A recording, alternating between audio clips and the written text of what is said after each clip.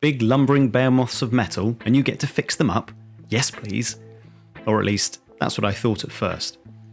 Welcome fellow tankers to our next Is It Worth It video, where we let you know if you should buy now, wait for it to come down in price, or just avoid entirely. So without further ado, let's clean those tracks, sand down those engine covers, and get started.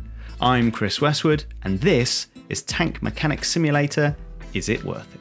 Tank Mechanic Simulator is a game that lets you find, dismantle and repair a generous supply of World War II tanks, from the KV-1 to the mighty Tiger. Head on out in your 4x4 with your spade and metal detector in hand and start looking for tanks. Once you've found one, have it sent back to the workshop where you can start the lengthy and detailed process of restoring a war relic to its prime. Not only can you find tanks for yourself, but you can also accept contracts via your PC from other collectors who ask you to repair their pride and joy. Fix them up yourself or order in some spare parts from the online shop. The choice is yours. Not only can you repair and paint these tanks, but you can also take them out onto the training ground and give them a test drive. Start up the engine, hop in and guide the tank around the course. You can also hop into any seat in the tank to gain a small insight into what it would be like within such cramped conditions. And if that wasn't enough, you can also access dozens of upgrades and unlock even more tank-related goodies, such as a museum to display all your mechanical marvels, a drone to help you recover even more tanks in the field, and permanent buffs to your tool speeds in the garage. Furthermore, you can also eventually lock a shooting range where you can, you guessed it, fire off some rounds in your metallic monsters.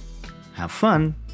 Despite being incredibly detailed and allowing you to repair almost all of each tank you are presented with, the control system, at least on console anyway, feels clunky and quite fiddly when trying to select a particular bolt or smaller part of your tank. It can become quite frustrating as you settle in for a long session only to be constantly thwarted at every button input on the controller.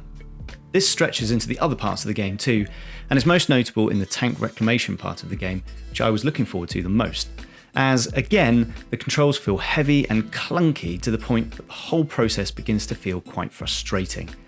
I have been told that the PC version is far easier to navigate in terms of controls and seems to fit better with a mouse. However, here, with a controller, I found I can only play for short bursts of about 20 minutes before I have had enough.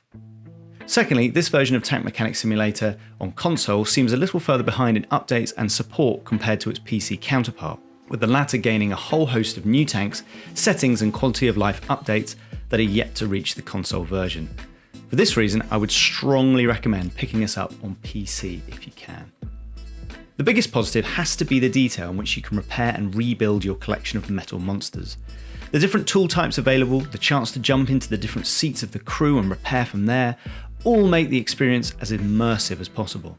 The developers have clearly put a lot of their time into this game, researching each individual vehicle and making them as historically accurate as possible.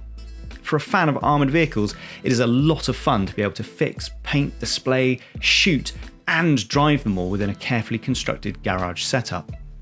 As far as simulator games go, this one has a wide range of different activities, tools, and unlockables to keep dedicated players coming back for more. As a big fan of armoured vehicles, playing World of Tanks, War Thunder, as well as frequent trips to the excellent tank museum down at Bovington, I was very excited at the opportunity to try this game. Unfortunately, the controls and clunky feel of the game really detracts from what is, at its core, an excellent simulation game. As such, I would only recommend this for people who are already super into armoured vehicles and not the casual fan, and would also highly recommend picking this up on PC if you can, where you are treated to a wider range of tanks, updates and support.